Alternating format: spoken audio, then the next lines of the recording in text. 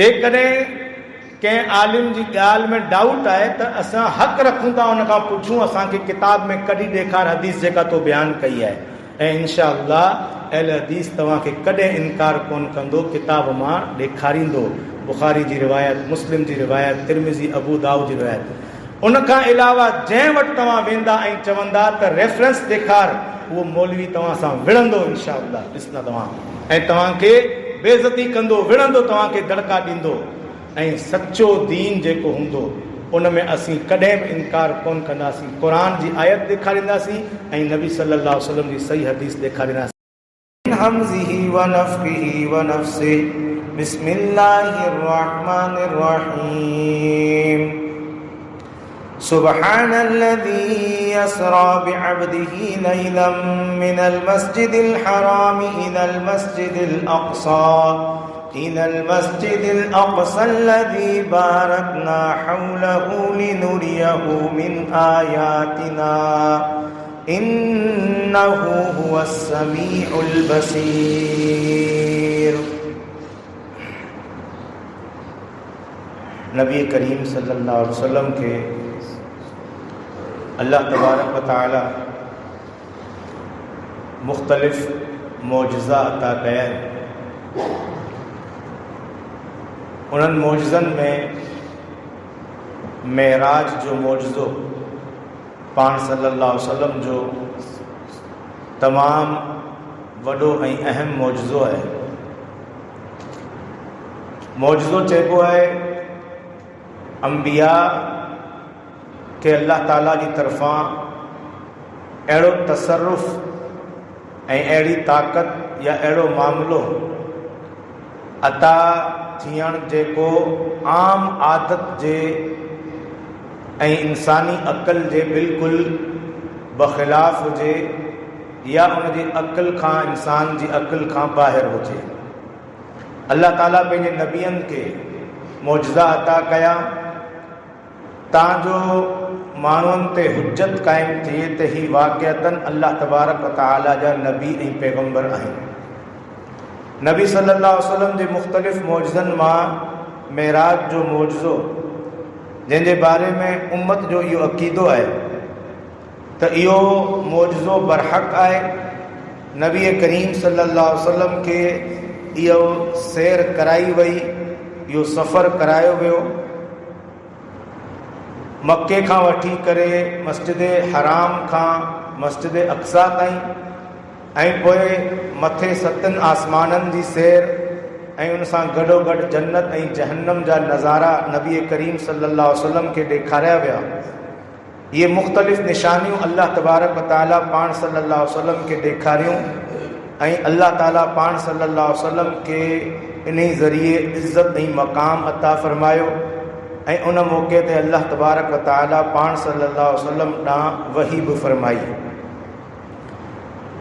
हिन सफ़र जा 2 हिस्सा आहिनि, हिकिड़ो इसरा ऐं ॿियो मेराज।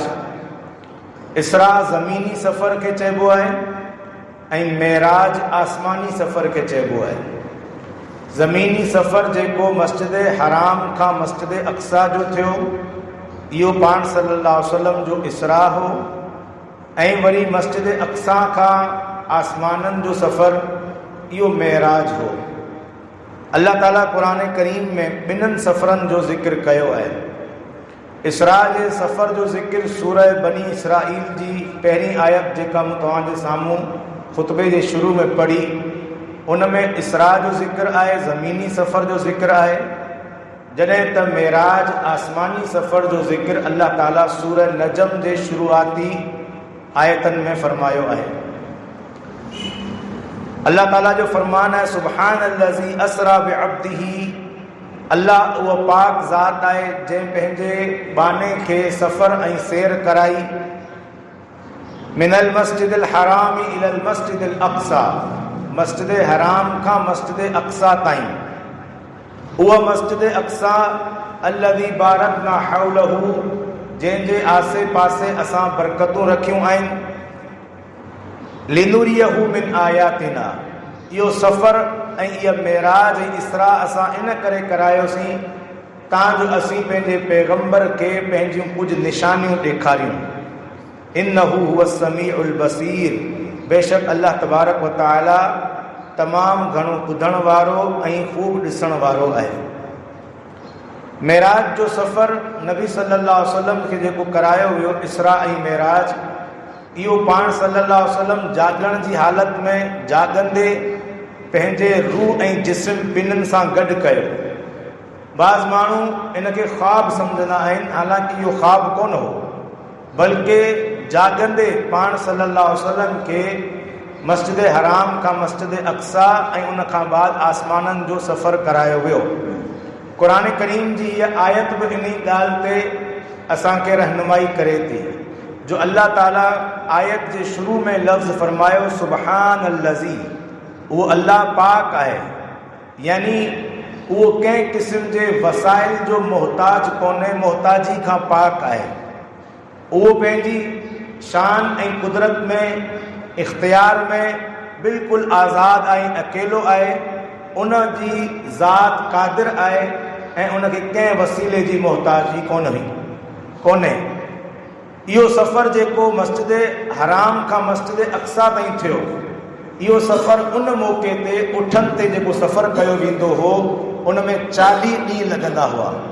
जॾहिं त अल्लाह ताला फरमायो लैलन, असां राति जे कुझु हिस्से में पैगंबर खे इहो सफ़र करायोसीं।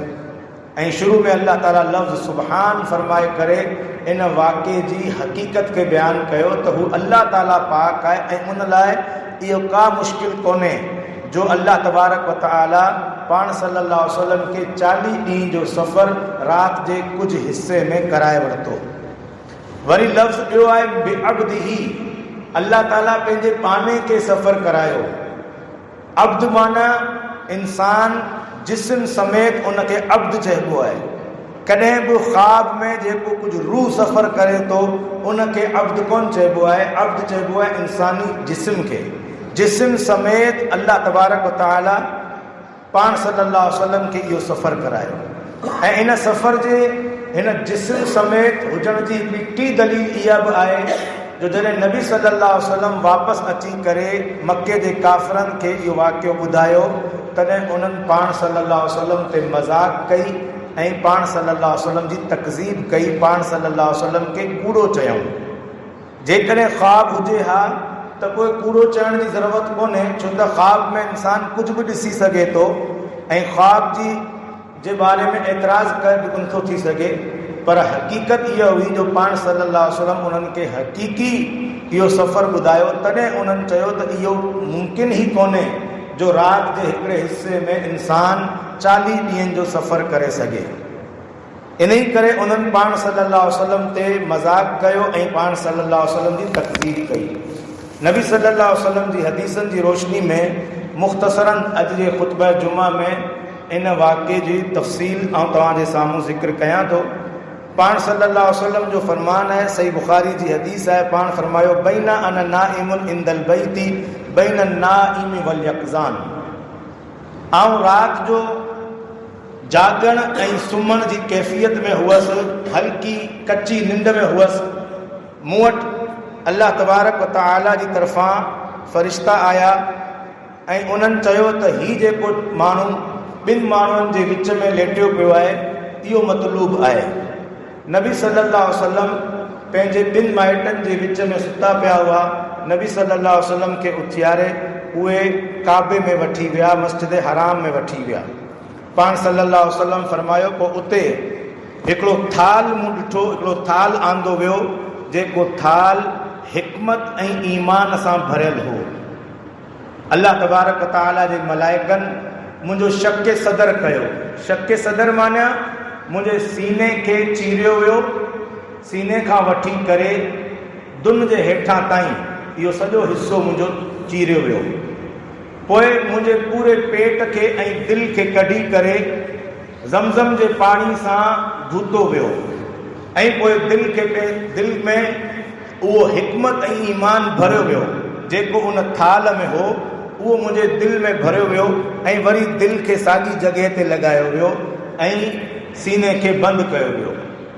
व उतीतु बिदाबतिन अबियज़, ऐं उन खां पोइ हिकिड़ो अछे रंग जो जानवर आंदो वियो जंहिंजो नालो बुराक हो।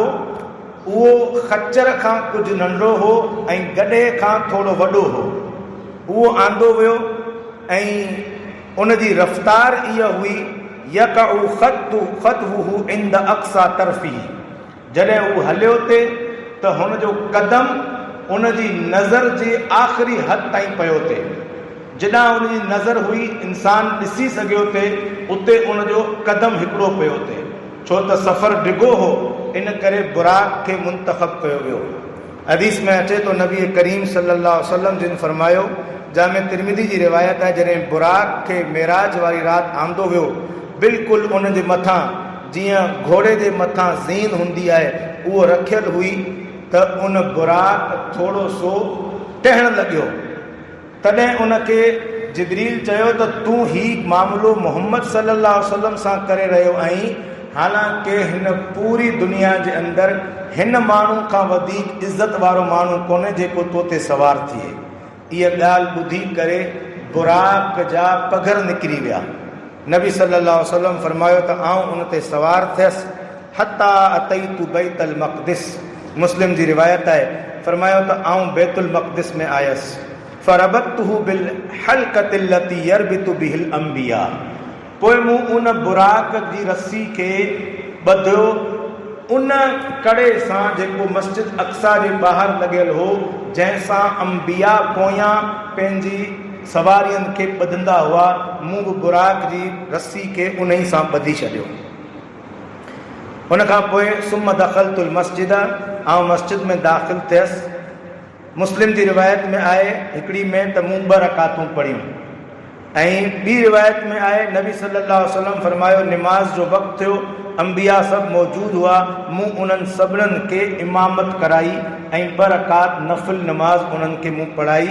तमामु अंबिया अलैहिस्सलाम खे अल्लाह तबारक व तआला जमा कयो ऐं पैगम्बर सल्लल्लाहु अलैहि वसल्लम खे इमामुल अंबिया हुजण जो शरफ़ हासिल थियो। इन मां हिकिड़ी ॻाल्हि इहा बि इन मौक़े ते मालूम थी त नबी सल्लल्लाहु अलैहि वसल्लम तमामु नबियनि खां वधीक अफ़ज़ल ऐं आला आहिनि। नमाज़ मां फ़ारिग़ थी करे पाण फरमायो सुम्मा ख़रजतु। मुस्लिम जी रिवायत जा लफ़्ज़ आहिनि, पोइ आउं निकितसि फ़जाअनी जिब्रीलु, जिब्रील अलैहिस्सलाम मूं वटि आयो हिकिड़ो थां खणी जंहिंमें शराब हुई ऐं ॿियो थां खणी जंहिंमें खीर हो। ॿई मूंखे ऑप्शन ॾिना विया त को हिकिड़ो थां तव्हां खणो। फ़ख्तरतुल लबना, मूं खीर जो थां खयो। जिब्रील अमीन चयो तव्हां फितरत खे इख़्तियार कयो आहे, जेकॾहिं तव्हीं शराब खणो हा त तव्हांजी सॼी उम्मत गुमराह थी वञे हा। पाण सल्लल्लाहु अलैहि वसल्लम फरमायो सुम्मा अख़ज़ बियदी, पोइ जिब्रील अमीन मुंहिंजे हथ मां वरितो। फ़अरज बी इला समाए दुनिया, ऐं पोइ मूंखे मथे वठी वियो आसमान दुनिया ॾांहुं। असीं पहिरीं आसमान ते पहुतासीं, जिब्रील अमीन दरवाज़ो वॼायो आसमान जो। जन्नत आसमान जे दरबान चयो त केरु आयो आहे? जिब्रील चयो त आउं जिब्रील आयो आहियां। दरबान पुछियो हल माअक अहदुन, छा तोसां गॾु ॿियो केरु बि आयो आहे? चई त हा, मूं सां गॾु मुहम्मद सल्लल्लाहु अलैहि वसल्लम आयो आहे। दरबान पुछियो छा हुन ॾांहुं पैगाम मोकिलियो वियो हो, उनखे वठी अचण जो अल्लाह जो हुकुम हो? जिब्रील अमीन चयो त हा। फलमा फतह, जॾहिं दरवाज़ो खोलई अलौन समा दुनिया, असीं पहिरीं आसमान जे मथां चढ़ी वियासीं। फ़इदा रजुलुन क़ाइदुन, त मूं पहिरीं आसमान ते ॾिठो त हिकिड़ो माण्हू वेठो आहे। उन जे साॼे पासे बि कुझु सायो नज़र अचे पियो ऐं खाॿे पासे बि कुझु सायो नज़र अचे पियो, छां नज़र अचे पई। जॾहिं हू हमरा साॼे पासे ॾिसे थो त ॾिसी करे खिले थो, ख़ुशि थिए थो, ऐं खाॿे पासे ॾिसे थो त रूए थो। मूंखे ॾिसी करे जॾहिं मूं सलाम कयो तॾहिं जवाब सलाम जो ॾेई करे चवणु लॻो त तव्हांखे भली कार चऊं था ए नेक नबी ऐं मुंहिंजा नेक पुटड़ा। मूं जिब्रील खां पुछियो त हीउ केरु आहे? जिब्रील अमीन ॿुधायो त हीउ आदम अलैहिस्सलाम आहिनि, ऐं इन जे साॼे पासे जेका छां नज़र अचे पई ही हक़ीक़त में साॼे ऐं खाॿे जेका छां आहे ही इन जे औलाद जूं रूहूं आहिनि। साॼे पासे वारियूं रूहूं जन्नतियुनि जूं आहिनि, खाॿे पासे वारियूं जहन्नमियुनि जूं आहिनि। जॾहिं जन्नतियुनि जी रूहनि खे ॾिसे थो पंहिंजी औलाद मां त ख़ुशि थिए थो, ऐं जॾहिं खाॿे पासे ॾिसे थो जहन्नमियुनि जी रूहनि खे त पोइ रूए थो। सुम अरज बिना इल समा इसानिया, पोइ असीं ॿिए आसमान ॾांहुं चढ़ियासीं। ॿिए आसमान ते बि साॻियो मामिलो थियो, जिब्रील अमीन जो मुकालमो थियो ॿिए आसमान जे दरवाज़े जे दरबान सां, उहो ई साॻियो मुकालमो जेको पहिरीं आसमान वारे सां थियो। जॾहिं असीं ॿिए आसमान में दाख़िल थियासीं ऐं असां ॾिठो त ॿ नबी अलाह जा उते हुआ, हिकिड़ो ईसा अलैहिस्सलाम, ॿियो यहया बिन ज़करिया अलैहिस्सलाम, जेका ॿई पाण में मासात आहिनि। फरहबा बी व दअवा ली बि खैरिन, ॿिन्हनि मूंखे भलीकार चयो ऐं मुंहिंजे लाइ ख़ैर ऐं भलाई जी दुआ या जुमला चयूं। सुम अरज बी इल समा सालिसा, पोइ असां टे आसमान ॾांहुं हलियासीं, उते बि साॻियो मुकालमो थियो जिब्रील अमीन जो दरबान सां। उनखां पोइ जॾहिं आसमान टे ते असीं चढ़ी वियासीं, फ़इज़ा अना बि यूसुफ अलैहिस्सलाम, पोइ मूं नागां ॾिठो त यूसुफ अलैहिस्सलाम बीठो हो। इज़ा हुव क़द ऊतिय शत्रल हुस्नी, मूं ॾिठो त काइनात जो अधु हुस्न यूसुफ अलैहिस्सलाम खे ॾिनो वियो आहे। एॾो ख़ूबसूरत यूसुफ अलैहिस्सलाम हो। मूंखे उन भलीकार चयो ऐं मुंहिंजे लाइ भलाई ऐं ख़ैर जी दुआ कई। पोइ असीं चौथे आसमान ते चढ़ियासीं, दरबान सां साॻियो जिब्रील अमीन जो मुकालमो थियो। चौथे आसमान ते मूं ॾिठो इदरीस अलैहिस्सलाम खे, उनखे सलाम दुआ कई, उन भलीकार चयो ऐं मुंहिंजे लाइ ख़ैर जी दुआ कई। ऐं अल्लाह ताला क़ुरान करीम में इदरीस अलैहिस्सलाम जे बारे में फरमायो आहे, वरफ़अनाहु मकानन अलिया, असां बुलंद मक़ाम ते इदरीस अलैहिस्सलाम खे फ़ाइज़ कयो आहे, यानी चौथे आसमान ते पाण सल्लल्लाहु अलैहि वसल्लम उन्हनि सां मिलिया। क़ुरान करीम जी इन आयत में इन ई इशारो कयो वियो आहे। पाण फरमायो वरी असीं चढ़ियासीं पंजे आसमान ते। पंजे आसमान ते साॻियो मुकालमो थियो दरबान सां। उन खां बाद जॾहिं पंजे आसमान में दाख़िल थियासीं, तॾहिं मूं हुते हारून अलैहिस्सलाम खे ॾिठो, सलाम दुआ थी, मूंखे भलीकार चई ऐं मुंहिंजे लाइ ख़ैर ऐं भलाई जी दुआ कई। पोइ असीं छहें आसमान ॾांहुं चढ़ियासीं, वरी दरबान सां साॻियो मुकालमो थियो जिब्रील अमीन जो। जॾहिं असीं छहें आसमान में दाख़िल थियासीं, उते असांजी मुलाक़ात मूसा अलैहिस्सलाम सां थी, सलाम दुआ थी, उन्हनि भलीकार चयो ऐं मुंहिंजे लाइ ख़ैर जी दुआ कई। जामे तिरमिज़ी बुखारी जी रिवायत आहे, नबी सल्लल्लाहु अलैहि वसल्लम फरमायो, जॾहिं असां मूसा अलैहिस्सलाम सां मिली करे अॻियां मथे ॾांहुं रवाना थियासीं त मूसा अलैहिस्सलाम रोअणु लॻियो ऐं चवणु लॻो त या रब्बी, ए मुंहिंजा अल्लाह, ही नौजवान ही जेको मूंखां बाद नबी बनाए करे मबूस कयो वियो आहे, हिन जी उम्मत मां एतिरा अफ़राद जन्नत में दाख़िल थींदा जेके मुंहिंजी उम्मत मां दाख़िल थियल अफ़राद खां तमामु घणा हूंदा। इहो चई करे मूसा अलैहिस्सलाम रुनो। वजह छा हुई रुअण जी? वजह इहा हुई रुअण जी त जॾहिं हिकिड़ी वॾी जमात बनी इसराइल जी इस्लाम क़बूल कयो ऐं उहे क़यामत जे ॾींहुं जन्नत में दाख़िल थींदा, वॾी जमात हिकिड़ी हुई। नबी सल्लल्लाहु अलैहि वसल्लम जी जेका उम्मत आहे उहा तमामु नबियनि जी उम्मतनि खां वॾी उम्मत आहे, ऐं ॿिए नंबर ते जेका सभिनी खां वॾी उम्मत आहे उहा मूसा अलैहिस्सलाम जी आहे। त मूसा अलैहिस्सलाम जो रुअण जो मक़सदु इहो हो त जॾहिं मूं ते ईमान आणण वारा जेके हिन ते ईमान आणण वारनि जे मुक़ाबले में थोरा आहिनि ऐं मूंखे एतिरियूं तकलीफ़ूं ॾिसणियूं पियूं आहिनि, त हिन नौजवान खे त मूंखां बि वधीक तकलीफ़ूं ॾिसणियूं पवंदियूं। इहो सोचे करे ऐं चई करे मूसा अलैहिस्सलाम रुई पिया। नबी सल्लल्लाहु अलैहि वसल्लम फरमायो त पोइ असीं सतें आसमान ते आयासीं। दरबान सां साॻियो मुकालमो थियो जिब्रील अमीन अलैहिस्सलाम जो। जॾहिं असीं सतें आसमान में दाख़िल थियासीं, असांजी मुलाक़ात थी इब्राहीम अलैहिस्सलाम सां। पाण सल्लल्लाहु अलैहि वसल्लम फरमायो, मूं उन्हनि खे सलाम कयो। उन्हनि मूंखे चयो त भलीकार हुजे मुंहिंजा पुट ऐं नेक नबी। उनखां बाद पाण सल्लल्लाहु अलैहि वसल्लम फरमायो, सतें आसमान ते मुंहिंजे साम्हूं बैतुल मामूर ज़ाहिर थियो। बैतुल मामूर जहिड़े तरीक़े सां ज़मीन ते बैतुल्ला आहे, काबो आहे, इंसाननि जे लाइ इबादत करण जे लाइ। बिल्कुलु काबे जे बिल्कुलु मथे सीध में मथे 7 आसमान जे मथे अल बैतुल मामूर आहे, जंहिंमें अल्लाह ताला जी इबादत कनि था मलाइक ऐं उन घर जो तवाफ़ कनि था मलाइक। नबी सल्लल्लाहु अलैहि वसल्लम फरमायो, मूं बैतुल मामूर ॾिठो, मलाइक उन जो तवाफ़ कनि था। रोज़ाना 70,000 मलाइक अल बैतुल मामूर जो तवाफ़ कनि था, ऐं जिन जी हिकिड़ो दफ़ो वारी अची वञे थी, पोइ पूरी ज़िंदगी उन्हनि जी वारी कोन थी अचे। एतिरा अल्लाह ताला जा मलाइक आहिनि। अल्लाह ताला फ़रिश्ता ऐं मलाइक एतिरा पैदा कया आहिनि जो रोज़ाना 70,000 मलाइक उन जो तवाफ़ कनि था, ऐं जिन जी हिकिड़ी दफ़ा वारी अचे थी, पोइ सॼी ज़िंदगी उन्हनि जी वारी कोन थी अचे। इहो अल बैतुल मामूर आहे।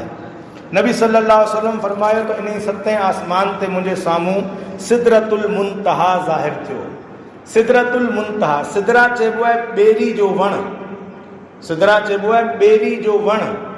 अल मुंतहा माना आख़िरी इंतिहा वञण जी, मलाइकनि जे मथे वञण जी इंतिहा, उहा सिदरतुल मुंतहा आहे।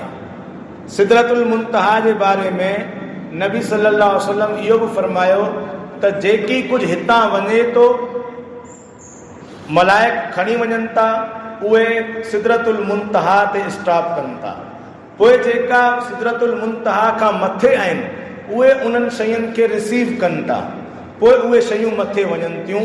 हेठि वारा मलाइक सिदरतुल मुंतहा खे किरास कोन था करे सघनि। मूं सिदरतुल मुंतहा खे ॾिठो, हुन ॿेरी जे वण जी जेका पता हुआ, वॾा वॾा पता ईअं हुआ जीअं कर हाथीअ जा कन हुजनि, ऐं उन जा जेके ॿेर हुआ उहो वॾे वॾे मटकनि वांगुरु ॿेर हुआ। जीअं वॾो हिकिड़ो मटको हुजे, एतिरो वॾो उनजो हिकिड़ो ॿेर हो। नबी सल्लल्लाहु अलैहि वसल्लम फरमायो, मूं ॾिठो त हुन सिदरतुल मुंतहा उन ॿेरीअ जे वण जे हेठां खां 4 नहरूं निकिरनि पियूं। 2 नहरूं ज़ाहिर हुयूं ऐं 2 नहरूं लिकियल हुयूं। मूं जिब्रील खां पुछियो, तॾहिं चई त 2 नहरूं जेकियूं लिकियल आहिनि इहे जन्नत ॾांहुं वञनि थियूं, ऐं 2 जेके नहरूं जेके ज़ाहिर ज़हूर आहिनि इहे दुनिया में वञनि पियूं, जेके दरियाए नील आहे ऐं दरियाए फुरात आहे। इन ई मौक़े ते सिदरतुल मुंतहा ते नबी करीम सल्लल्लाहु अलैहि वसल्लम जिब्रील अमीन खे पंहिंजी असली सूरत में ॿियो दफ़ो ॾिठो। जिब्रील अमीन नबी सल्लल्लाहु अलैहि वसल्लम वटि वही खणी ईंदा हुआ ऐं पाण सल्लल्लाहु अलैहि वसल्लम सां दुनिया में अची मिलंदा हुआ इंसानी सूरत में। ऐं जॾहिं मके में शुरू में वही जो सिलसिलो आयो ऐं सूरह मुद्दसिर जी शुरूआती आयतूं उहे जॾहिं ॿी वही जी सूरत में नाज़िल थियूं, नबी सल्लल्लाहु अलैहि वसल्लम डिॼी विया। उन वक़्तु पाण सल्लल्लाहु अलैहि वसल्लम पहिरियों दफ़ो जिब्रील अमीन खे ॾिठो हो मके में। जॾहिं ॿी वही नाज़िल थी थे, तॾहिं पाण सल्लल्लाहु अलैहि वसल्लम फरमायो, मूं जिब्रील खे ॾिठो आसमान जे हिकिड़े पासे, आसमान खां वठी करे ज़मीन ताईं ऐं साॼे खां खाॿे ताईं मूं ॾिठो जिब्रील अमीन जो जिस्म हक़ीक़ी एतिरो वॾो आहे जो परींहं पासे वारो आसमान नज़र कोन्हे आयो। 600 जिब्रील अमीन जा पर हुआ, 600 पर हुआ जंहिंखे हू फैलाए वेठो हो। ऐं पूरो मूं ॾिठो त जेको आहे पूरो आसमान हिन पासे नज़र ई न अचे। इन करे नबी सल्लल्लाहु अलैहि वसल्लम डिॼी विया ऐं जल्दी घर आया ऐं अम्मा ख़दीजा अलैहिस्सलाम खे चयूं त मूंखे चादर ओढ़ायो, चादर ओढ़ायो। ऐं पाण सल्लल्लाहु अलैहि वसल्लम ॾकण लॻिया। उन वक़्तु वही नाज़िल थी, या अय्युहल मुद्दसिर कुम फअंज़िर, ए चादर ओढ़ण वारा नबी उथी ऐं माण्हुनि खे अल्लाह जे अज़ाब खां डिॼार। पहिरियों दफ़ो पाण सल्लल्लाहु अलैहि वसल्लम उन वक़्तु ॾिठो जिब्रील अमीन खे। ऐं क़ुरान करीम चवे थो, वलक़द रआहु नज़लतन उख़रा ऐं पैगंबर उन जिब्रील खे ॿियो दफ़ो ॾिठो इंद सिदरतिल मुंतहा। ये क़ुरान करीम जी सूरह नजम जो पहिरियों रुकू आहे। फरमायो सिदरतुल मुंतहा वटि नबी सल्लल्लाहु अलैहि वसल्लम ॿियो दफ़ो जिब्रील अमीन खे ॾिठो। इंदहा जन्नतुल मावा, ऐं जन्नत जो ठिकाणो बि उते ई सिदरतुल मुंतहा वटि आहे। इज़ यक्शा सिदरत मा यक्शा, ऐं उन ॿेरीअ जे वण ते अल्लाह जी तरफ़ां हिकिड़ी रौनक छायल हुई। मा ज़ागल बसरु व मा तग़ा, पैगंबर जी नज़र न उन खां अॻिते वधी न उन खां हटी। लक़द रआ मिन आयात रब्बिहिल कुबरा, ऐं उन मौक़े ते मेराज जे मौक़े ते पैगंबर सल्लल्लाहु अलैहि वसल्लम पंहिंजे रब जूं वॾियूं वॾियूं निशानियूं ॾिठियूं। इहे क़ुरान करीम जा लफ़्ज़ आहिनि जिन खे अॼु असांजे मुआशिरे में कुझु मौलवी साहिबान बिगाड़ींदा आहिनि ऐं चवंदा आहिनि त नबी सल्लल्लाहु अलैहि वसल्लम मेराज जे मौक़े ते अल्लाह ताला खे ॾिठो ऐं तमामु वेझा थी विया। फ़कान काब कौसैनी औ अदना, ऐं ॿिनि कमाननि या ॿिनि कमाननि खां बि वधीक वेझा थी विया। इहो सॼो क़ुरान करीम जे हवाले सां ग़लति ॻाल्हि ऐं ग़लति तफ़सीर कई वञे थी। हक़ीक़त इहा आहे त नबी सल्लल्लाहु अलैहि वसल्लम कॾहिं बि ज़िंदगी में अल्लाह तबारक व तआला खे पंहिंजी अखियुनि सां कोन ॾिठो। अलबत्ता ॿियनि हदीसनि में अचे थो नबी सल्लल्लाहु अलैहि वसल्लम फरमायो त मूं निंड में ख़्वाब में पंहिंजे रब जो दीदार कयो। बाक़ी अखियुनि सां जाॻंदे नबी सल्लल्लाहु अलैहि वसल्लम कॾहिं बि अल्लाह तबारक व तआला खे कोन ॾिठो। सूरह नजम में जंहिंखे ॾिसण जी ॻाल्हि आहे उहो जिब्रील अमीन जी रोयत जी ॻाल्हि आहे। हिकिड़ो दफ़ो पाण सल्लल्लाहु अलैहि वसल्लम उन्हनि खे शुरू वही जे दौर में ॾिठो जॾहिं सूरह मुद्दसिर नाज़िल थी, ऐं ॿियो दफ़ो मेराज जे मौक़े ते जिब्रील अमीन खे उन्हनि जी असली शिकिल ऐं सूरत में नबी सल्लल्लाहु अलैहि वसल्लम ॾिठो जॾहिं पाण सल्लल्लाहु अलैहि वसल्लम सिदरतुल मुंतहा वटि पहुता। सही बुखारी जी हदीस आहे, मसरूक ताबी आहे, बयानु करे थो आऊं अम्मा आयशा वटि वेठो हुअसि त चवणु लॻी, अम्मा आयशा फरमाइणु लॻी, ए मसरूक टे ॻाल्हियूं यादि रख, जेको बि टे ॻाल्हियूं करे तूं सम्झी वठि त हू अल्लाह ते वॾो कूड़ हणे पियो। टे ॻाल्हियूं अहिड़ियूं आहिनि जेको माण्हू टे ॻाल्हियूं करे तूं सम्झी वठि त अल्लाह ताला ते हू वॾो कूड़ पियो हणे। अम्मा आयशा खे मूं पुछियो उहे टे ॻाल्हियूं कहिड़ियूं आहिनि। चवणु लॻी त जेको माण्हू इहो चए त मोहम्मद सल्लल्लाहु अलैहि वसल्लम रब खे ॾिठो आहे उन अल्लाह ते वॾो कूड़ हयो। मसरूक चवे थो आऊं टेक लॻाए दीवार सां वेठो हुअसि, सिधो थी वेही रहियसि। मूं चयो उम्मुल मुमिनीन मूंखे थोरी मोहलत ॾे ऐं आऊं तोखे क़ुरान जी आयत पढ़ी ॿुधायां। सूरह नजम में अल्लाह ताला फरमाए थो वलक़द रआहु बिल उफ़ुक़िल मुबीन, हुन खे ॾिठो, पैगंबर हुन खे ॾिठो आसमान जे वाज़े किनारे में। ऐं कुझु आयतनि जे अॻियां अल्लाह ताला सूरह नजम में फरमायो वलक़द रआहु नज़लतन उख़रा, पैगंबर हुन खे ॾिठो हिकु ॿियो दफ़ो सिदरतुल मुंतहा वटि।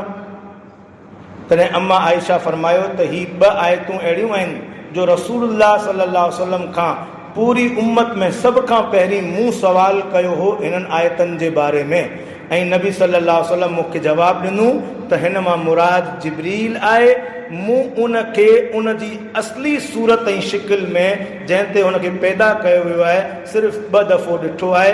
हिकिड़ो दफ़ो आसमान जे किनारे में जॾहिं सूरह मुद्दसिर नाज़िल थी, ऐं ॿियो दफ़ो मूं उन खे ॾिठो सिदरतुल मुंतहा ते। इन मां जिब्रील जो ॾिसणु मुराद आहे, अल्लाह खे मूं कोन ॾिठो। अम्मा आयशा मसरूक खे चयो तो अल्लाह जो क़ुरान कोन ॿुधो आहे? क़ुरान करीम चवे थो ला तुदरिकुल अबसार वहुव युदरिकुल अबसार। अल्लाह तबारक व तआला सभिनीनि नज़रनि खे ॾिसंदड़ आहे ऐं हुन अल्लाह खे का बि नज़र ॾिसण वारी कोन्हे। ऐं ॿी जॻह ते अल्लाह ताला क़ुरान करीम में सूरह शूरा जे आख़िरी रुकू में फरमाए थो वमा कान लि बशरिन अन युकल्लिमहुल्लाहु इल्ला वहयन। कंहिं बशर में ताक़त कोन्हे जो अल्लाह ताला उन सां कलाम करे सवाइ टिनि सूरतनि में, या त अल्लाह तबारक व तआला उन खे कलाम कंदो इल्ला वहयन ख्वाब में वही जी सूरत में, या अल्लाह ताला उन सां कलाम कंदो पर्दे जे पुठियां खां, या अल्लाह ताला उन सां कलाम कंदो पंहिंजो फ़रिश्तो मोकिले करे। इन खां अलावा कंहिं बि बशर सां अल्लाह ताला कलाम नथो करे। सूरह शूरा जी आयत आहे। सही मुस्लिम जी हदीस आहे, अबू ज़र रज़ी अल्लाह अन्हु बयान फरमाइनि था, मूं रसूलुल्लाह सल्लल्लाहु अलैहि वसल्लम खां सवाल कयो, हल रअयत रब्बक, अल्लाह जा रसूल तव्हां पंहिंजे रब जो दीदार कयो आहे, रब खे तव्हां ॾिठो आहे? नबी सल्लल्लाहु अलैहि वसल्लम फरमायो त उहो त नूर आहे, अन्ना अराहू, आउं उनखे कीअं थो ॾिसी सघां। दुनिया जे अंदरि कंहिं बि इंसान रब ताला खे कोन ॾिठो, हत्ता जो इमामुल अंबिया मुहम्मद रसूलुल्लाह सल्लल्लाहु अलैहि वसल्लम बि कोन ॾिठो। इन जो हिकिड़ो ॿियो दलील, मूसा अलैहिस्सलातु वस्सलाम अल्लाह खे चयो, रब्बी अरिनी अंजुर इलैक, ए अल्लाह मूंखे पंहिंजी ज़ात ॾेखार, आउं ॾिसणु चाहियां थो। अल्लाह ताला फरमायो, लन तरानी, मूसा तूं मूंखे हरगिज़ नथो ॾिसी सघीं, तूं हिन जबल ॾांहुं ॾिस, आउं इन ते पंहिंजी तजल्ली फरमायां थो। जॾहिं अल्लाह ताला क़ुरान करीम चवे थो, फलम्मा तजल्ला रब्बुहु लिल जबल, जॾहिं हुनजे रब पंहिंजी तजल्ली ऐं रोशनी जबल ते कई, तॾहिं जबल रेज़ा रेज़ा थी वियो ऐं मूसा अलैहिस्सलाम उन जबल ते रोशनी ॾिसी करे बेहोश थी वियो। इहे क़ुरान जा लफ़्ज़ आहिनि, खर्र मूसा सईक़ा, मूसा अलैहिस्सलाम बेहोश थी किरी पियो। त दुनिया में कंहिंखे इहा ताक़त कोन्हे। बाक़ी अल्लाह तबारक व तआला क़यामत जे ॾींहुं जॾहिं जन्नतियनि खे जन्नत में दाख़िल कंदो, तॾहिं अल्लाह ताला उन्हनि खे पंहिंजो दीदार कराईंदो, तमामु जन्नतियनि खे। उन्हनि में नबी, सिद्दीक़ीन, शुहदा, सालिहीन सभु हूंदा। हदीस जा लफ़्ज़ आहिनि, नबी करीम सल्लल्लाहु अलैहि वसल्लम जिन फरमायो त अल्लाह तबारक व तआला जन्नतियनि खे चवंदो, तव्हांखे कुझु ॿियो खपे? जन्नती चवंदा, असांखे या अल्लाह छा खपे, तो असांखे जहन्नम मां नजात ॾिनी, जन्नत में दाख़िल कयो, असांजा चेहरा रोशन करे छॾिया। पोइ अल्लाह तबारक व तआला पंहिंजे पाण तां पर्दो हटाईंदो ऐं जन्नती पंहिंजे रब खे ॾिसंदा ऐं जन्नत जी तमामु नेमतनि में सभ खां वधीक महबूब जेका जन्नतियनि खे नेमत हूंदी, उहो रब जो दीदार हूंदो। इहो जन्नतियनि खे नसीब थींदो। क़ुरान करीम में बि इहा ॻाल्हि मौजूदु आहे। सूरह क़ियामा में अल्लाह ताला जो फरमान आहे, वुजूह यौम इज़िन नाज़िरा इला रब्बिहा नाज़िरा, कुझु चेहरा उन ॾींहुं तरो ताज़ा हूंदा, पंहिंजे रब जो दीदार कंदा, पंहिंजे रब खे नाज़िरा ॾिसंदा, नज़र कंदा पंहिंजे रब ते ऐं पंहिंजे रब खे ॾिसंदा। इन करे इहो कॉन्सेप्ट क्लियर करियो पंहिंजो त मेराज जे हवाले सां जेको बि तव्हांखे इहो बयानु करे त नबी सल्लल्लाहु अलैहि वसल्लम अल्लाह सां मिलिया या पाण सल्लल्लाहु अलैहि वसल्लम अल्लाह सां मिली पिया, ॿिन्ही हिक ॿिए खे भाकिर पाता, इहे सभु ॻाल्हियूं बिल्कुलु बेबुनियाद आहिनि। क़ुरान ऐं हदीस असांखे ॿुधाइनि था त अल्लाह तबारक ताला जो दीदार क़यामत जे ॾींहुं नसीब थींदो जन्नतियनि खे। नबी करीम सल्लल्लाहु अलैहि वसल्लम फरमायो, सही बुखारी जी हदीस आहे, फ़अौहल्लाहु इलैया मा औहा, पोइ उन ई मौक़े ते अल्लाह तबारक ताला मूंखे वही कई ऐं मूं ते 50 नमाज़ूं ॾींहुं ऐं राति में फ़र्ज़ कयूं। तवील हदीस आहे, नबी सल्लल्लाहु अलैहि वसल्लम 50 नमाज़नि जो तोहफ़ो खणी हेठि अचणु लॻिया। मूसा अलैहिस्सलाम सां वरी मुलाक़ात थी, तॾहिं मूसा अलैहिस्सलाम पुछियो, तुंहिंजे रब तो ते ऐं तुंहिंजी उम्मत ते छा फ़र्ज़ कयो? मूं ॿुधायो त 50 नमाज़ूं फ़र्ज़ कयूं आहिनि। मूसा अलैहिस्सलाम चयो, तुंहिंजी उम्मत इन जी ताक़त कोन रखंदी, तूं वापसि मोटी वञ ऐं रब खां तख़फ़ीफ़ कराए। आउं वापसि मोटी वियसि, रब खां तख़फ़ीफ़ जो सवाल कयमि, अल्लाह ताला 5 नमाज़ूं घटि कयूं, वरी आयसि, वरी मूसा अलैहिस्सलाम चयो अञा वापसि मोटी वञ। ईअं बार बार अल्लाह ऐं मूसा अलैहिस्सलाम जे दरमियान आउं हलंदो रहियसि, 5 नमाज़ूं घटि थियूं, आख़िरकार बाक़ी 5 नमाज़ूं रहियूं। अल्लाह ताला फरमायो, सही मुस्लिम जी हदीस आहे, नबी सल्लल्लाहु अलैहि वसल्लम जा लफ़्ज़ आहिनि, पाण फरमायो त अल्लाह ताला चयो, ए मुहम्मद सल्लल्लाहु अलैहि वसल्लम, हीअ ॾींहुं ऐं राति में 5 नमाज़ूं आहिनि, हर नमाज़ जो सवाबु 10 नमाज़ुनि जे बराबरि आहे, लिहाज़ा इहे 5 नमाज़ूं 50 जे बराबरि थियूं ऐं मुंहिंजो कौल तब्दील नथो थिए। इहे 50 नमाज़ूं आहिनि, भले पढ़ण में 5 नमाज़ूं आहिनि। पाण फरमायो, आउं वापसि आयसि, मूसा अलैहिस्सलाम खे ॿुधायमि बाक़ी 5 नमाज़ूं आहिनि। चई त वरी वापसि मोटी वञ, तुंहिंजी उम्मत ताक़त नथी रखी सघे। हिन जो बनी इसराइल ते ॾींहुं राति में 2 नमाज़ूं फ़र्ज़ कयूं वयूं, उहे उन्हनि जी बि पाबंदी कोन करे सघिया। तूं वापसि मोटी वञ। मूं चयो त हाणे मूंखे पंहिंजे रब वटि मोटण में शर्म थो अचे, हाणे आउं वधीक घटि कराइण जे लाइ कोन वेंदसि।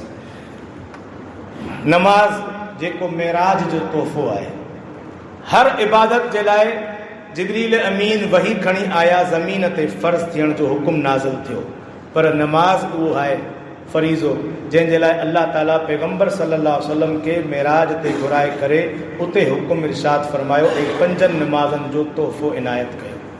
असीं ॾिसूं पैगम्बर जो कलमू पढ़ूं था, पैगम्बर सां मुहबत जो इज़हार करियूं था, छा असां इन मेराज जे तोहफ़े जी खे संभालियो आहे, पाबंदी कई आहे? नबी सल्लल्लाहु अलैहि वसल्लम वफ़ात खां कुझु देरि पहिरीं पंहिंजी उम्मत खे फरमाए विया, अस्सलात अस्सलात वमा मलकत ऐमानुकुम, 2 शयुनि जो ख़्यालु रखिजो, नमाज जो ख़्यालु रखिजो ऐं पंहिंजे मातहत नौकरनि ऐं ग़ुलामनि जो ख़्यालु रखिजो। इहो नबी सल्लल्लाहु अलैहि वसल्लम दुनिया मां वेंदे वेंदे पंहिंजी उम्मत खे वसीयत करे विया आहिनि। ख़ासि तौर ते नौजवाननि खे गुज़ारिश आहे, हीअ दुनिया जी ज़िंदगी तव्हांजूं मसरूफ़ियतूं पंहिंजी जॻह ते, पर यादि रखो दुनिया में अचणु ऐं असांजी पैदाइश जो मक़सदु क़ुरान करीम चवे थो अल्लाह जी इबादत आहे। वमा ख़लक़तुल जिन्न वल इंस इल्ला लियाबुदून, मूं जिन ऐं इंस खे पैदा ई इन करे कयो आहे त मुंहिंजी इबादत कनि। उन जे बावजूदि जेकॾहिं असीं इहे 5 नमाज़ूं न अदा करे सघियासीं त पोइ असीं कहिड़े मुंहं सां इहा उमेद रखूं था त नबी सल्लल्लाहु अलैहि वसल्लम असांखे हौज़े कौसर जो पाणी पीआरींदा या पाण सल्लल्लाहु अलैहि वसल्लम असांजी शफ़ाअत कंदा। इन करे पंहिंजो जाइज़ो वठूं ऐं नमाज़ जी हिफ़ाज़त करियूं। सही मुस्लिम जी हदीस आहे, नबी सल्लल्लाहु अलैहि वसल्लम फरमायो, मूंखे 3 तोहफ़ा ॾिना विया मेराज जे मौक़े ते, अस्सलावातुल ख़म्स, पहिरियों तोहफ़ो 5 नमाज़ूं, ॿियो तोहफ़ो ओतिया ख़वातीम सूरतुल बक़रा, सूरह बक़रा जूं आख़िरी 2 आयतूं, इहे मूंखे मेराज जे मौक़े ते तोहफ़ो ॾिनो वियो। ऐं जेका आमन रसूल खां वठी आख़िर ताईं इहे 2 आयतूं आहिनि। नबी सल्लल्लाहु अलैहि वसल्लम जी ॿी हदीस आहे, पाण फरमायो सूरह बक़रा जूं आख़िरी 2 आयतूं जेको माण्हू राति जो पढ़ी वठे उन जे लाइ इहे 2 आयतूं काफ़ी आहिनि, 2 आयतूं काफ़ी आहिनि। लिहाज़ा इहे 2 आयतूं हर मुस्लमान यादि करे ऐं रोज़ाना सुम्हण खां पहिरीं इन्हनि 2 आयतनि जो वज़ीफ़ो पढ़ी वठे। हर क़िस्म जे जिन खां, हर क़िस्म जे शरीर जी शरारत खां, हर क़िस्म जे चोर खां, हर क़िस्म जे शैतान खां, जादू खां, हर शइ खां इंसान महफ़ूज़ थी वेंदो। पाण सल्लल्लाहु अलैहि वसल्लम ज़मानत ॾिनी आहे त जेके इहे 2 आयतूं राति जो पढ़ी वठे उन जे लाइ काफ़ी थी वेंदियूं। 3 तोहफ़ो पाण फरमायो त मुंहिंजी उम्मत मां जेके माण्हू शिरक न कनि, अल्लाह ताला बिल आख़िर क़यामत जे ॾींहुं उन्हनि जा कबीरा गुनाह बि बख़्शे छॾींदो ऐं बिल आख़िर उहे जन्नत में दाख़िल थी वेंदा। कबीरा गुनाह करण वारा कुझु अहिड़ा हूंदा जिन खे अल्लाह ताला पंहिंजी रहमत सां उहो ई माफ़ करे जन्नत में दाख़िल करे छॾींदो, ऐं कुझु माण्हू उहे हूंदा जेके शिरक त कोन कयो अथनि पर कबीरा गुनाह कया अथनि, उन्हनि खे जहन्नम में दाख़िल कयो वेंदो, पंहिंजी सज़ा पूरी कंदा, उन खां बाद उन्हनि खे जहन्नम मां कढियो वेंदो ऐं बिल आख़िर पंहिंजी सज़ा पूरी करे जहन्नम मां निकिरी वरी जन्नत में दाख़िल थी वेंदा। मेराज जे मौक़े ते ई जामे तिरमिज़ी जी रिवायत आहे, नबी सल्लल्लाहु अलैहि वसल्लम फरमायो, मूंखे इब्राहीम अलैहिस्सलाम जॾहिं मिलियो तॾहिं चवणु लॻो, ए मोहम्मद सल्लल्लाहु अलैहि वसल्लम, पाण सल्लल्लाहु अलैहि वसल्लम खे चवणु लॻो इब्राहीम अलैहिस्सलाम, ए मोहम्मद सल्लल्लाहु अलैहि वसल्लम, पंहिंजी उम्मत खे मुंहिंजी तरफ़ां सलाम ॾिजो ऐं चइजो त जन्नत हिकिड़ो मैदान ख़ाली आहे, उनजी मिटी पाकीज़ा आहे ऐं पाणी मिठो आहे, ऐं जेकॾहिं तव्हीं उन में पंहिंजा बाग़ उगाइण चाहियो था त पोइ कसरत सां पढ़ो सुभान अल्लाह वल्हम्दुलिल्लाह वला इलाहा इल्लल्लाह वल्लाहु अकबर। इहे 4 तस्बीहूं अहिड़ियूं आहिनि, इन्हनि सां जन्नत में इंसान जा वण लॻनि था। हिकिड़ो दफ़ो सुभान अल्लाह चयो, जन्नत में तव्हांजो वण लॻी वियो। जेतिरा दफ़ा पढ़ंदा वण लॻंदा वेंदा ऐं तव्हांजा बाग़ात जन्नत में तयारु थींदा वेंदा। ॿी हदीस में नबी सल्लल्लाहु अलैहि वसल्लम फरमायो, सुनन अबी दाऊद जी हदीस आहे, पाण फरमायो त मूं जॾहिं मेराज जे मौक़े ते आऊं वियसि तॾहिं मूं ॾिठो हिकिड़ी क़ौम, उन्हनि जा नौह उहे तांबे जा ठहियल हुआ ऐं उहे उन सां पंहिंजे चहिरनि खे ऐं पंहिंजे सीने खे ज़ख़्मी करे रहिया हुआ। मूं पुछियो, जिब्रील ही माण्हू केरु आहिनि? जिब्रील अमीन फरमायो त ही उहे माण्हू आहिनि जेके माण्हुनि जो गोश्त खाईंदा हुआ ऐं उन्हनि जी इज़तनि ते हमिलो कंदा हुआ। गोश्त खाईंदा हुआ माना ग़ीबत कंदा हुआ, ग़िला कंदा हुआ। क़ुरान करीम बि चयो आहे अयुहिब्बु अहदुकुम अन याकुल लहम अखीहि मैतन फकरिहतुमू। ग़ीबत न करियो। छा तव्हीं पसंदि कयो था पंहिंजे मुर्दा भाउ जो गोश्त खाओ? तव्हीं हिनखे नापसंदि करियो था त पोइ अल्लाह खां ॾिजो। पुठि पोयां कंहिंजी सची ॻाल्हि ऐं सचो ऐब बयानु करणु जेको वाक़ई कंहिं मुसलमान में हुजे ख़ामी, उहो पुठि पोयां बयानु करणु इहा ग़ीबत आहे। असीं अॼु ग़ीबत कंदा आहियूं, उनखां पहिरीं चवंदा आहियूं आउं ग़ीबत कोन थो करियां, सच थो ॿुधायां। ग़ीबत कोन थो करियां, सच थो ॿुधायां। नबी सल्लल्लाहु अलैहि वसल्लम फरमाए जेको सच ॻाल्हाए ॿुधाए थो ॿिए मुसलमान जी ख़ामी पुठि पोयां, इहा ई ग़ीबत आहे। जेकॾहिं कूड़ ॻाल्हाईंदो त हीउ त बहतान थींदो। ग़ीबत इहा ई आहे जेको सच हूंदो आहे, वाक़ई कंहिं मुसलमान में ऐब आहे, ख़ामी आहे, उहो तव्हां पुठि पोयां बयानु करियो, इहा ई ग़ीबत आहे। ऐं इन्हनि माण्हुनि खे बरज़ख में मरण खां पोइ क़यामत ताईं डिघे अरसे में इहो अज़ाब थींदो। अल्लाह ताला उन्हनि जे नोह वॾा करे छॾींदो, जंहिंसां उहे पंहिंजो चहिरो ऐं सीनू ज़ख़्मी कंदा रहंदा। नबी सल्लल्लाहु अलैहि वसल्लम फरमायो त आउं जॾहिं वापसि आया, सही मुस्लिम जी हदीस आहे, मके वारनि खे मूं ॿुधायो त आउं बैतुल मक़दिस मां थी आयो आहियां, त माण्हू गॾु थी विया। उन्हनि में कुझु माण्हू अहिड़ा हुआ जेके मस्जिद अक़सा ॾिसी आया हुआ ऐं मूंखां पुछणु लॻा, ॿुधाए मस्जिद में दरियूं केतिरियूं आहिनि, दरवाज़ा केतिरा आहिनि, रोशनदान केतिरा आहिनि, सिफ़ूं केतिरियूं आहिनि। मुख़्तलिफ़ सवाल मूंखां करणु लॻा। अहिड़ा सवाल कयूं जेके मूंखे चङी तरह पक यादि कोन हुआ। ॾिसी त आयो हुअसि, पर चङी तरह मूंखे ज़हन में कोन हुआ। ऐं ॾाढो परेशान थियसि। अल्लाह तबारक व तआला मुंहिंजे साम्हूं मस्जिद अक़सा ज़ाहिर करे छॾी। उहे पुछंदा विया, ऐं ॾिसी ॾिसी ॿुधाईंदो वियसि। आख़िरकार जेके ॾिसी आया हुआ उहे चवणु लॻा, आहे त नामुमकिन, पर ॻाल्हियूं जेके अलामतूं ॿुधाए थो उहे सही ॿुधाए थो। वाक़िअतनि जेके असां सवाल कया आहिनि उन्हनि जा जवाब हिन सही ॾिना आहिनि। अबू जहल खिलणु लॻो, मज़ाक करणु लॻो। अबू बकर सिद्दीक़ रज़ी अल्लाह खे चई त ॿुधई तुंहिंजो यार अॼु छा थो चवे? चए थो हिकिड़े राति जे हिकिड़े हिसे में आउं वियो आहियां, मस्जिद अक़सा घुमी आयो आहियां ऐं असांखे हितां 40 ॾींहं लॻंदा आहिनि उठनि ते। हीउ चवे थो राति जे हिकिड़े हिसे में आउं थी आयो आहियां। अबू बकर सिद्दीक़ रज़ी अल्लाह चयो, छा हुन इहा ॻाल्हि वाक़िअतनि कई आहे? चयूं हा हा कई अथसि, तूं पाण हली पुछ। चई जेकॾहिं कई अथसि त पोइ सचो आहे, मुंहिंजो ईमान आहे। बल्कि आउं त इन खां वधीक हिकिड़ी शइ ते ईमान रखां थो, ऐं उहा इहा आहे, तव्हीं हिकिड़ी राति जी ॻाल्हि करियो था, आउं त इन ॻाल्हि ते ईमान रखां थो सुबुह शाम उन ई मथां 7 आसमान तां उन ते वही नाज़िल थिए थी, ऐं उन ते बि ईमान रखां। तव्हीं त हिकिड़े दफ़े जे सफ़र जो इनकार करियो था, आउं त सुबुह शाम ईंदड़ आसमाननि तां वही जो ऐं वही खे मञियां थो, उनजो इक़रार करियां थो ऐं ईमान रखां। इन ई मौक़े ते सईदना अबू बकर सिद्दीक़ रज़ी अल्लाह खे as-सिद्दीक़ जो लक़ब मिलियो, जो पैगंबर सल्लल्लाहु अलैहि वसल्लम जी हर मामले में तस्दीक़ करण वारो, अक़ल में अचे या न अचे। इन मौक़े ते असीं पंहिंजो जाइज़ो वठूं। जॾहिं असांखे का ॻाल्हि ॿुधाई वेंदी आहे त क़ुर में हीअं लिखियलु आहे ऐं नबी सल्लल्लाहु अलैहि वसल्लम जी सही हदीस में इहो मौजूदु आहे। असीं सोचींदा आहियूं यार हाफ़िज़ चए पियो, मौलवी चए, पर लॻे त कोन थो असांखे, ईअं त ॻाल्हि अक़ल में ई कोन थी अचे। जेकॾहिं असां अहिड़ा आहियूं त पोइ पंहिंजे ईमान जो जाइज़ो वठूं। अल्लाह ऐं अल्लाह जे रसूल सल्लल्लाहु अलैहि वसल्लम जी ॻाल्हि ते फ़ौरन यकीन करियूं। जेकॾहिं कंहिं आलिम जी ॻाल्हि में डाउट आहे त असां हक़ रखूं था उन खां पुछूं, असांखे किताब में कढी ॾेखार हदीस जेका तो बयानु कई आहे, ऐं इनशा अल्लाह अहल हदीस तव्हांखे कॾहिं इनकार कोन कंदो, किताब मां ॾेखारींदो। बुख़ारी जी रिवायत, मुस्लिम जी रिवायत, तिरमिज़ी, अबू दाऊद जी रिवायत। उनखां अलावा जंहिं वटि तव्हां वेंदा ऐं चवंदा त रेफरेंस ॾेखार, उहो मौलवी तव्हां सां विढ़ंदो इनशा अल्लाह। ॾिसंदा तव्हां, ऐं तव्हांखे बेइज़ती कंदो, विढ़ंदो, तव्हांखे दड़का ॾींदो। ऐं सचो दीन जेको हूंदो उन में असीं कॾहिं बि इनकार कोन कंदासीं। क़ुर जी आयत ॾेखारींदासीं ऐं नबी सल्लल्लाहु अलैहि वसल्लम जी सही हदीस ॾेखारींदासीं। अल्लाह ताला खां दुआ आहे अल्लाह तबारक ताला मूंखे ऐं तव्हांखे क़ुर ऐं सुन्नत ते सचो ऐं पको ईमान रखण जी तौफ़ीक़ अता फ़रमाए। ऐं क़ुर ऐं सुन्नत ते अहम तरीन ॻाल्हि यादि रखिजे त मेराज कॾहिं थियो। मेराज जी तारीख़ कहिड़ी आहे, कहिड़े महीने में थियो, इन बारे में सीरत जे उलमा इकराम जो वॾो इख़्तिलाफ़ आहे ऐं 6 राया मौजूदु आहिनि।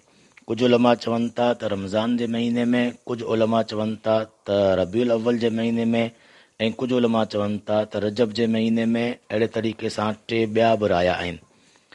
कंहिं बि तारीख़ जे बारे में को हतमी फ़ैसिलो कंहिं सही हदीस मां साबित कोन्हे। तंहिं करे इहो इख़्तिलाफ़ी दलील आहे इन ॻाल्हि जी त नबी सल्लल्लाहु अलैहि वसल्लम मेराज खां पोइ कॾहिं बि उन राति खे मेराज जी राति जे तौर ते न मल्हायो आहे, न साहबा इकराम मल्हायो आहे, न उन ख़ासि कंहिं राति जी मेराज जी राति जे तौर ते इबादत कई वई आहे, न उन में जाॻे को ख़ासि नफ़िल पढ़ाया विया आहिनि, न उन जे ॿिए ॾींहुं को रोज़ो रखियो वियो आहे। इन करे इन शइ खे एहतियात ऐं यादि रखिजे त अहिड़ी का बि इबादत हिन राति साबित कोन्हे। बाज़ माण्हू 27 रजब जी राति खे मेराज जी राति तसवुरु कंदा आहिनि ऐं सॼी राति जाॻंदा आहिनि, मस्जिदूं सजायूं वेंदियूं आहिनि, लाइटिंग कई वेंदी आहे ऐं राति जाॻी वेंदी आहे, नफ़िल पढ़िया वेंदा आहिनि, नेकी जा कम कया वेंदा आहिनि, ॿिए ॾींहुं रोज़ो रखियो वेंदो आहे। अहिड़ी का बि इबादत साबित कोन्हे। तंहिं करे इहे दीन में इज़ाफ़ो आहे जंहिंखे बिदत चइबो आहे। ऐं बिदत जे बारे में पाण सल्लल्लाहु अलैहि वसल्लम फरमायो त हर नओं कमु जेको दीन में दाख़िल कयो वञे उहो बिदत आहे ऐं हर बिदत गुमराही आहे। यानी जंहिंसां इंसानु जन्नत जे रस्ते खां हटी वेंदो ऐं जन्नत जो रस्तो गुम करे वेंदो। तंहिं करे इन्हनि शयुनि खां बचणु घुरिजे, एहतियात करणु घुरिजे। अहिड़े तरीक़े सां रजब जे महीने जी 22 तारीख़ ते जेको आहे कूंडा भरिया वञनि था, इहा शइ बि क़ुर ऐं हदीस मां साबित कोन्हे, बल्कि इहा बि बिदत आहे। इन खां बि पासो कजे। बल्कि रजब जे महीने जी का बि ख़ासियत साबित कोन्हे सवाइ इन जे जो रजब जो महीनो हुरमत वारे 4 महीननि मां हिकिड़ो महीनो आहे। 12 महीननि मां हुरमत वारा 4 महीना आहिनि, हिकिड़ो रजब जो ऐं ॿियो नंबर ज़ीकाद ऐं टियों ज़िलहज ऐं चौथो मुहर्रम। इहे 4 महीना जेको आहे हुरमत वारा महीना आहिनि। इन्हनि खां अलावा जेको आहे रजब जी ॿी का अलॻि सां फज़ीलत साबित कोन्हे। तंहिं करे रजब जे महीने में ख़ासि नफ़ली रोज़ा रखणु, रातियूं जाॻणु, इबादतूं करणु, इन हवाले सां का बि हदीस सही साबित कोन्हे। इमाम इब्न तैमिया रहमहुल्लाह फरमाइनि था रजब जे हवाले सां हुरमत वारे महीने जे हुजण खां अलावा ॿी का बि फज़ीलत जेको आहे कंहिं बि सही हदीस मां साबित कोन्हे। न को नफ़िल रोज़ा आहिनि, न को का नफ़ली ॿी का इबादत आहे। आम महीननि वांगुरु इहो महीनो आहे, बसि इहो हुरमत वारो महीनो आहे। इन में जेको आहे पंहिंजो गुनाहनि खां ख़ासि तौर ते पासो करणु घुरिजे। अलाह ताला खां दुआ आहे अलाह तबारक व तआला असांखे सही दीन ते जेको क़ुर ऐं हदीस जी रोशनी में सही साबित आहे उन ते अमल जी तौफ़ीक़ अता फ़रमाए ऐं हर क़िस्म जी बिदत खां ऐं नए अमलनि खां पासो करण जी अलाह ताला तौफ़ीक़ अता फ़रमाए ऐं अलाह ताला असांखे मेराज जो हक़ीक़ी पैगाम सम्झण जी तौफ़ीक़ अता फ़रमाए ऐं नमाज़नि जी पाबंदी जी तौफ़ीक़ अता फ़रमाए। वमा अलैना इल्लल बलाग।